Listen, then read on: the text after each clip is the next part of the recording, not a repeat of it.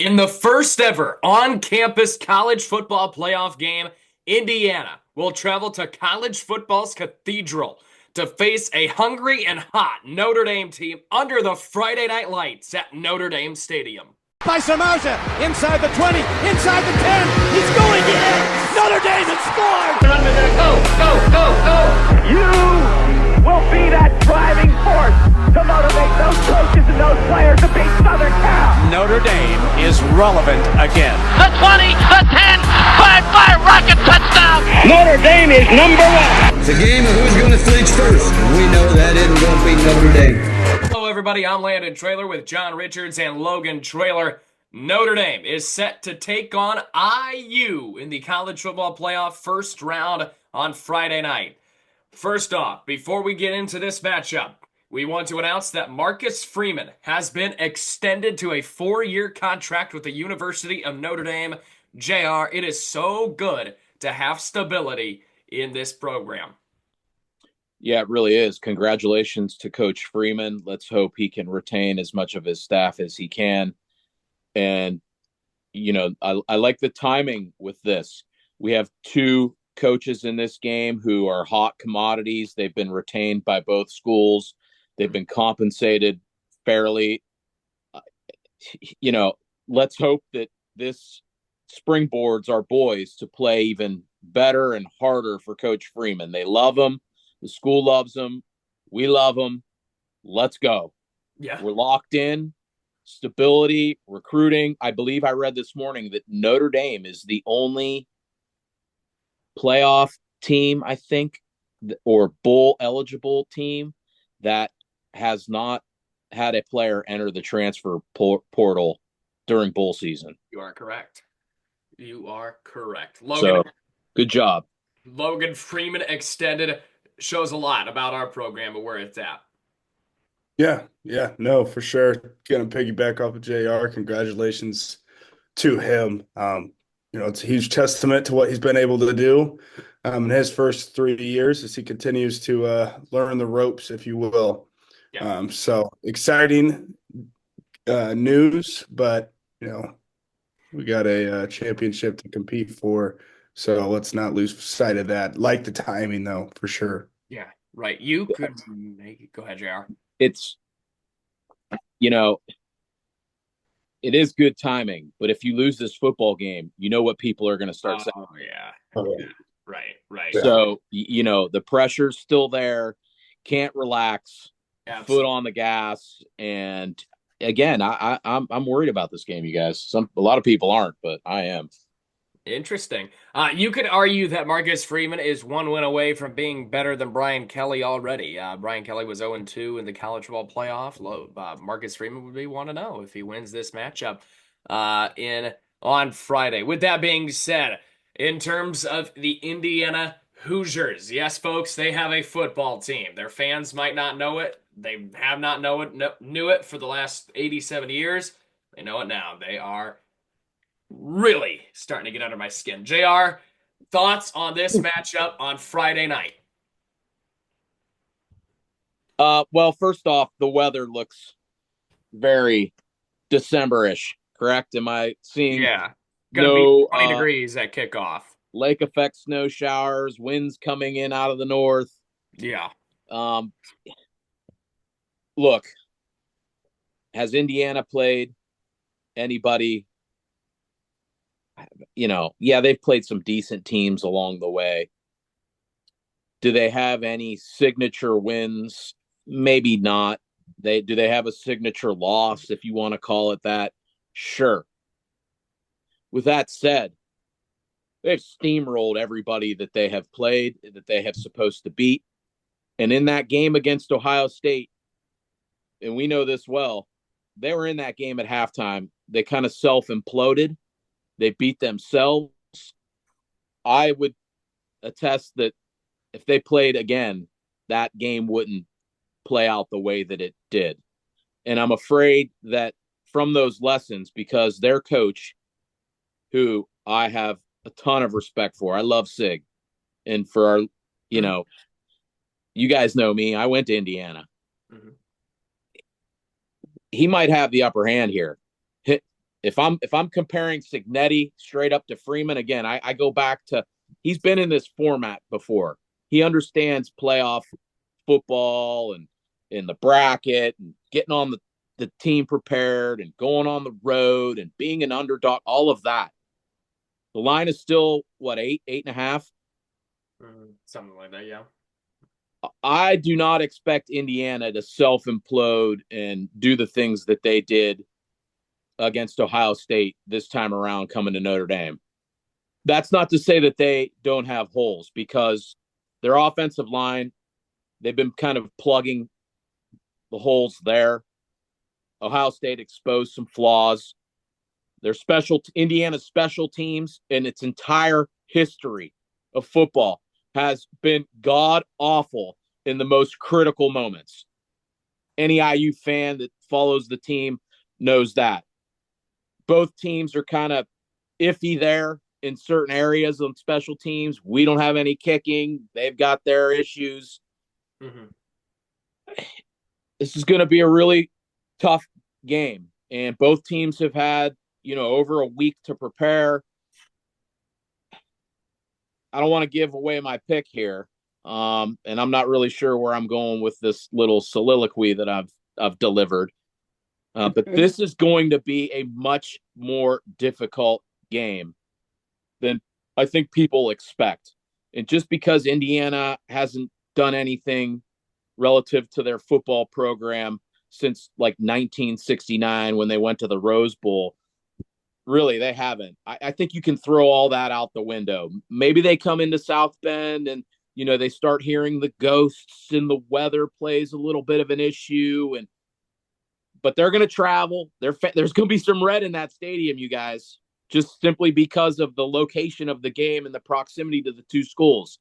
They're going to find their way into that stadium. It's going to be a magical night. It's the first ever playoff game in all of college football. It's rightfully should be hosted at Notre Dame. That's awesome. I'm not big uniform guy, this, but it seems like Notre Dame is withholding some uniform information that every other school has made public already.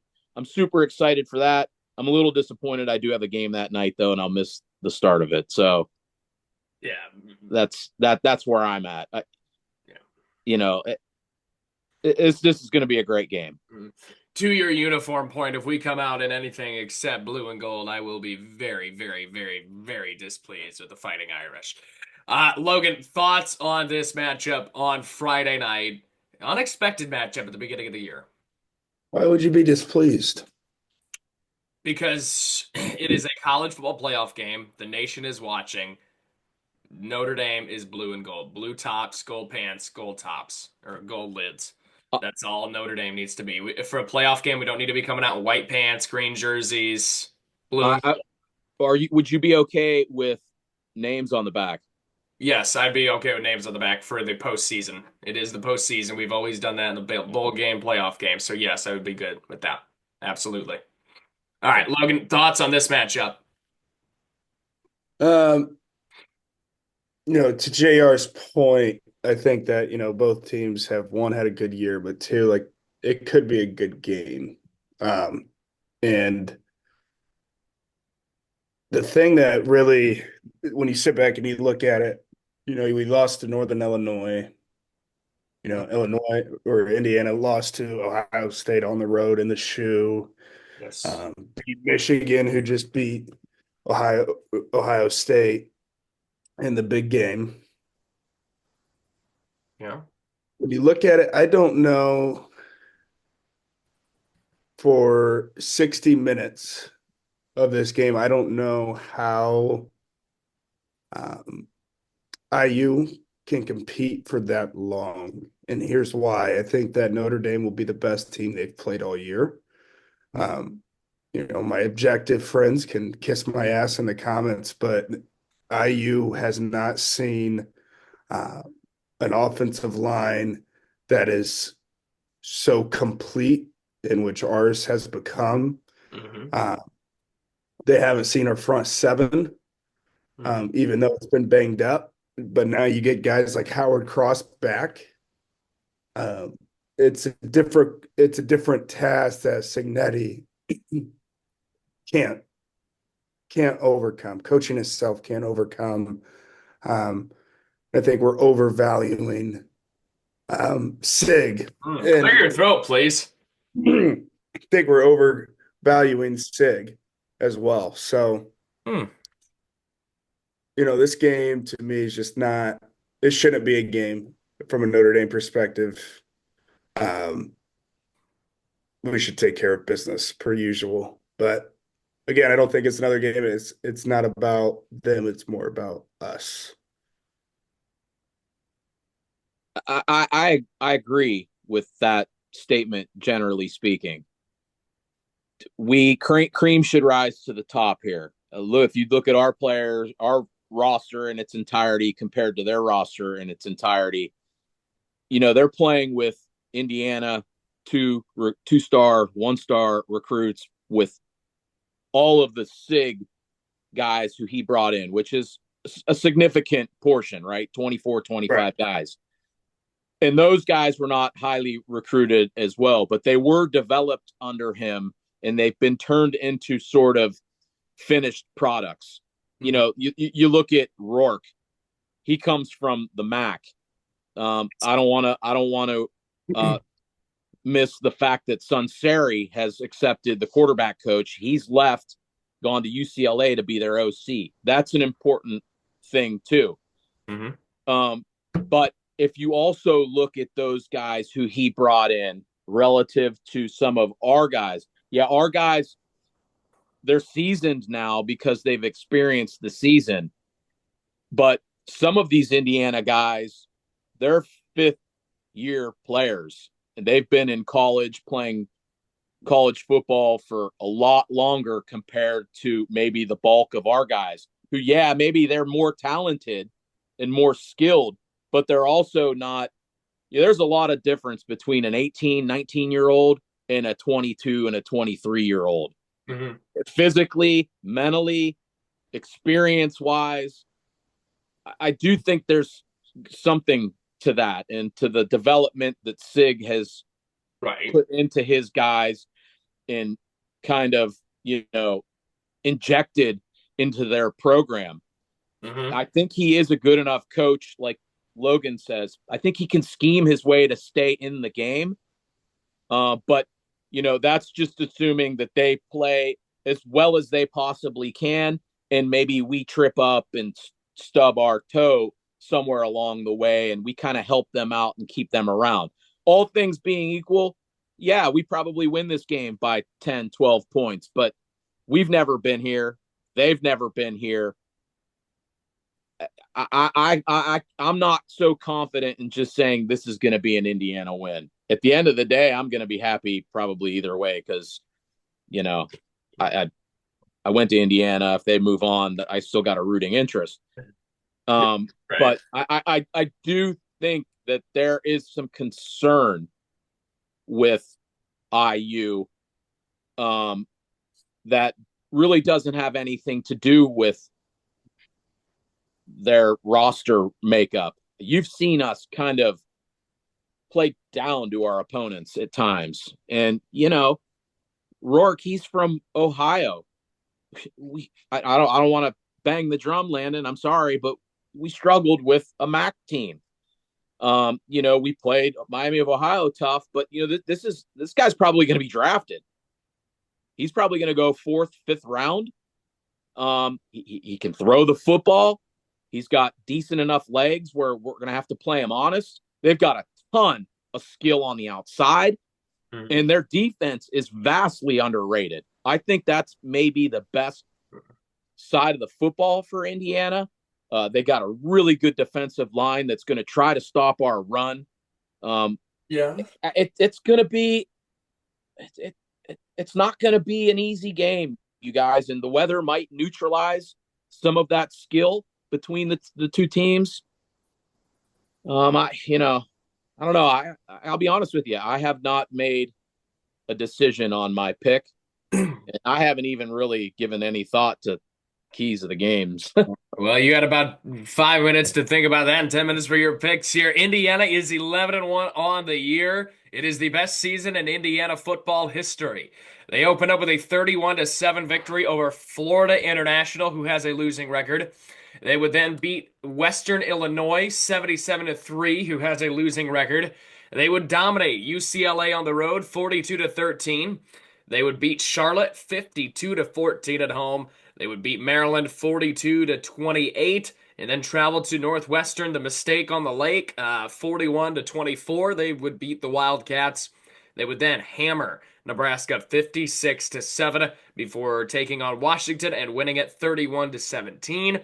They blew out Michigan State 47-10 on the road, struggled against a poor Michigan team, winning it 20-15, and then they would lose to Ohio State 38-15 at Ohio State in their only meaningful game of the season. That final score, take it with a grain of salt. Late touchdown there from the Hoosiers, late touchdown for the Buckeyes. Indiana got their ass kicked. And then they would beat Purdue 66-0 to close out the year. Very weak schedule for the Hoosiers. The numbers are great when you play two teams that were above 500. Just want to put that out there. Quarterback Curtis Rourke went 2,827 yards, 27 touchdowns, and 4 interceptions. Running back Justin Ellison, 148 carries, 811 yards, 10 touchdowns on the season. Solid running back for the Hoosiers. Elijah Sarrett, by far their best wide receiver, followed by Amar Cooper Jr., Miles Price, and Keyshawn Williams. And the guy to keep your eye out on is their defensive back D'Angelo Pons. He is a lockdown corner. He has made some plays all year for the Indiana Hoosiers. Might not be in the Irish best interest to pick on him. Indiana averages 43 points per game. They have 285 pass yards a game with 173 rushing per game and 15 points allowed per game for the Indiana Hoosiers. Listen, our rush game is light years better. Our defensive line is light years better. Our secondary, even though it's depleted and injured, I think is better. I think in every aspect of the game, I'm going to say Notre Dame is overall better than Indiana. You can sig this, sig that. This is a game that Notre Dame should win by at least 2 touchdowns. I'm going to say it right now. A great story for Indiana. I love it. I love to see it. Good for them. This is real football. This is big boy football. They haven't faced a running back like ours, which I do hope he's healthy. He is going to play, but we don't know his status. He went out pretty early in the USC game after a phenomenal performance. Needed him in the second half. Did not play. I think our quarterback has become a lot better than what he has been in the beginning of the season. Our wide receivers are starting to hit a stride. Our defense is elite. We're hot. I think we're one of the hottest teams in the country. Indiana, 1-1 in their last 2 games. Last time they went on the road and played a big opponent, they got their ass kicked. I think we're a lot better than Ohio State. I do. I don't think Ohio State, their offense, I think we're going to blow Indiana out. But throw schedules out. You still have to play. You still have to play the game. Indiana, they are a good team. They have made some plays all year. I just read you the numbers: 43 points, 285 yards a game, 175, and they only allow 15. However, I think they're the second worst team in the college football playoff. They rarely turn the ball over, though. They rarely turn the ball over. I think we're going to have to force some turnovers in order. Logan, you're giving me this look. I don't really like it. What's going on with you, bud? Just listening. Okay, you're giving me this look like I'm an idiot. With that being said, we'll move to JR for his keys to the game. Give me 3. Logan, do you have any comments to add to any of that? I mean, there's just a lot of just. Listen, is IU like some powerhouse? No, but in order to be like objective with, like, we're a Notre Dame show. IU deserves to be in this college football playoff, whether you want to spin it or not. Okay, I don't think, like we talked about schedule and strength of schedule. IU did something we really couldn't do is win the games we are supposed to win. They were never supposed to go into Columbus at the shoe and win. And Ohio State didn't blow them out that game. IU played uncharacteristic. It was the most uncharacteristic they've been all year. Okay. They beat a tough Michigan team at home. Okay. They've won in multiple different fashions, whether it's been a blowout, whether they had to, take care of a one possession game, whether they were in a back and forth game or a low scoring game like Michigan. That's what scares me is they've been put in spots where they've had to win, and those spots have been unique within themselves. Okay.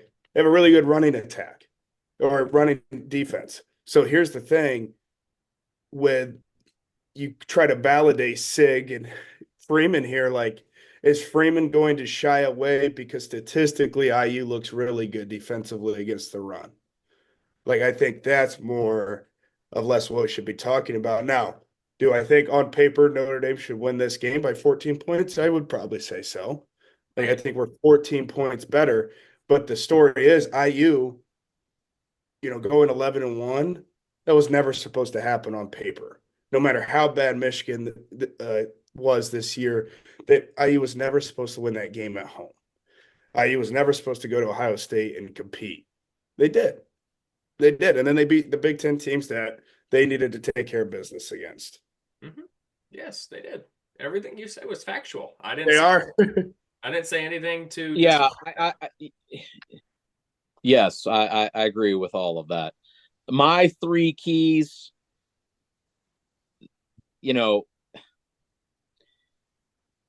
and this kind of goes to the defensive line, offensive line thing. This whole game in the playoffs, if Notre Dame's going to have any success advancing, is going to be won at the line of scrimmage. And my three keys all relate and revolve around the letter P. We're going to play Sesame Street in the letter P.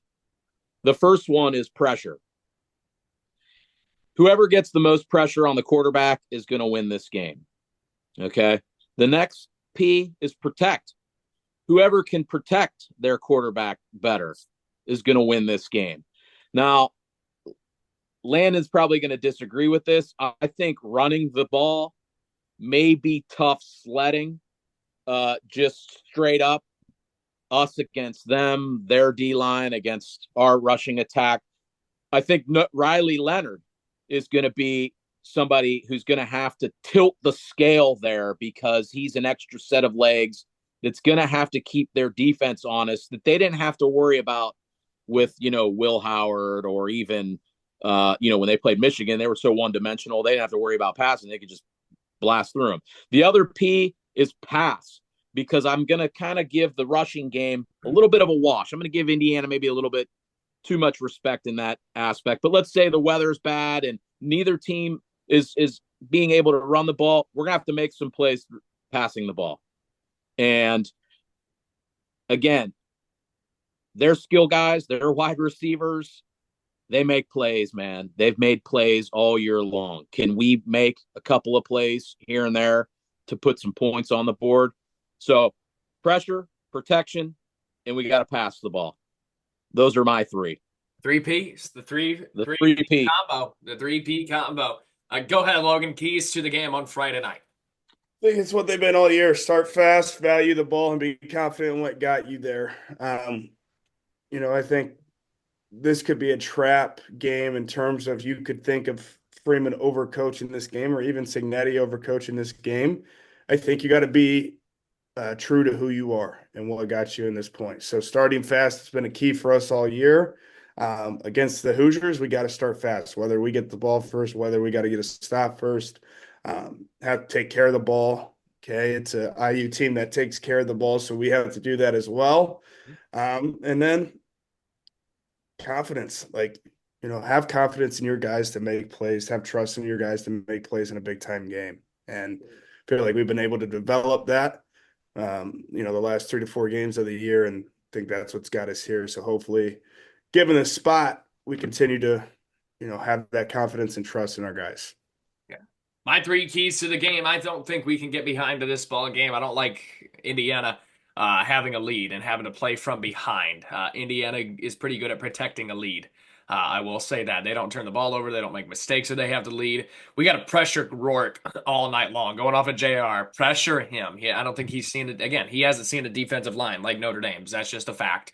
And I genuinely think we will pressure him all night. And don't settle for field goals. Don't put yourself in a position to where we have to roll out our A kicker, B kicker, even our C kicker from the soccer team, maybe.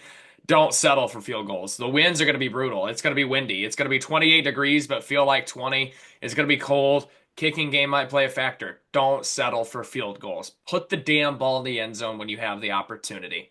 And those are my 3 keys to the game on Friday. We'll move along here to our college football playoff picks here. We'll start with SMU at Penn State, 12 p.m. on TNT. Man, I'd love the ponies to roll in there and stick it to tickle me. I don't think that's going to happen, though. I think Penn State's defense going to shut them down, although they did seem to find something there late in the game. SMU, just not enough against Clemson. Give me Penn State. Give me State Penn and tickle me Sandusky. I'm taking the tickle me's. I'm taking the ponies. I think they go into Happy Valley and knock off Penn State. Pony up, bitches. Next, we have Clemson at Texas, 4 p.m. on TNT. I think this is going to be a better game than people think. But give me the steers and queers. Texas. Yeah, I'm rolling with Texas in this ball game as well at home. I think Clemson competes, though. Dabo in the postseason always finds a way to hang around there. Tennessee at Ohio State, 8 p.m. on ABC. Woof! Boy, this game has a lot of the same sort of the same feel as our game. Yeah, even though Tennessee has some history behind it, they're fairly a big underdog. Ohio State's got all kind of issues. If Tennessee finds themselves with a lead or in this game late, man, that stadium is going to be so tense. You could cut the tension with a knife from your TV screen. Give me Ohio State. Ooh. Give me 0 State. Yeah. I'm taking the Buckeyes as well. Could get weird.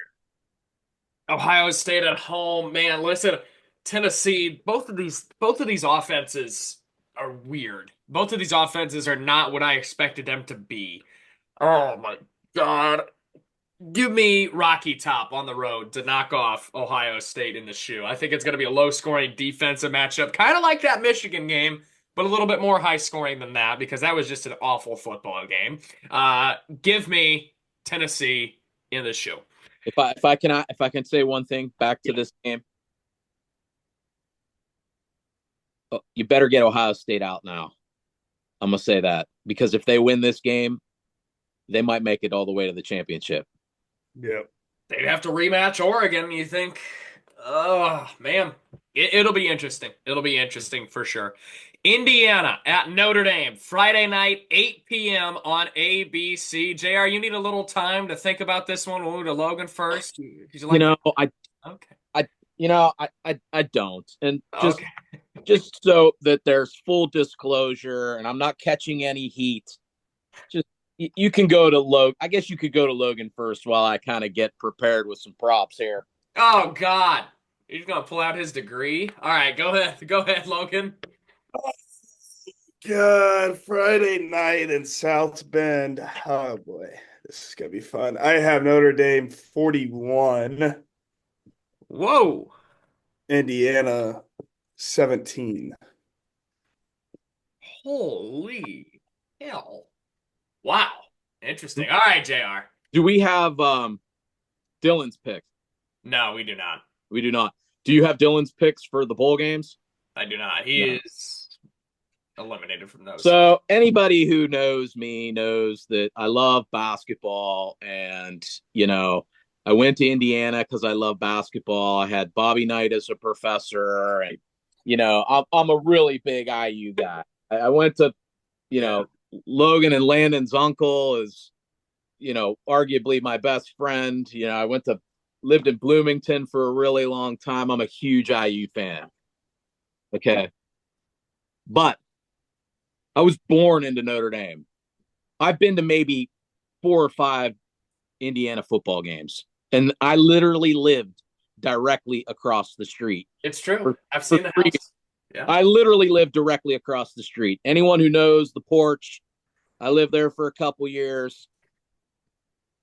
I've been to probably, I don't know, so many Notre Dame football games to count. Mm-hmm. I was born with Tony Dorsett running down the sideline. My dad left a pizza on top of the car because my mom went into labor, and he started flying to the hospital, and the pizza flew off while Tony Dorsett was destroying Notre Dame. I'm a Notre Dame fan in this game. They're my first love. I love Notre Dame football more than any sport, any team, any Cleveland professional team, any college team. And I just keep sitting here writing down the number 33. And I've got Notre Dame winning this game 33-28. I think their defense is going to find a way to win the game in the fourth quarter. I would not be shocked if Indiana has the ball with a chance to win this game. But in the end, we got to protect 3. We got to feed 4. We're going to lean on our D. That's the recipe of our success all year long. I like the Irish 33-28. But Coach Sig, I love you. I love the Hoosiers. If they can somehow pull it out, it'd be one hell of a story. And I tell all my IU friends, this game would be a lot more meaningful for Indiana to win. Correct. Absolutely. This would just be another clog in the history for Notre Dame to win the first ever college football playoff game. Mm-hmm. So it would go a lot further for Indiana than it would for Notre Dame. With that said, Notre Dame 33, IU 28. Sorry, Coach. I like the Irish in this ball game 34-17. I think the Hoosiers jump out to an early lead. I think they play with a lot of momentum and adrenaline in the first quarter. And then I think Notre Dame is going to settle in and take care of business, get back to the basics of what we do and control this game. 34-17 Irish. That is Friday night, 8 p.m. on ABC. Regardless of it, it's going to be a historic night in South Bend. 8 p.m. start. Usually the night games start at 7:30. Usually they're played on Saturday. It's going to be 8 o'clock at night, probably after. It's going to be a Friday night. It's going to be weird. It's going to be rocking. I'm excited to be there. Logan will be there in attendance as well. I'm pumped for this. Irish, I think, handle business 34-17. We'll talk to you the Monday after it. We'll be back here next Monday to preview or talk about this ball game, and then hopefully be previewing Georgia the following Tuesday. Until then, folks, go Irish.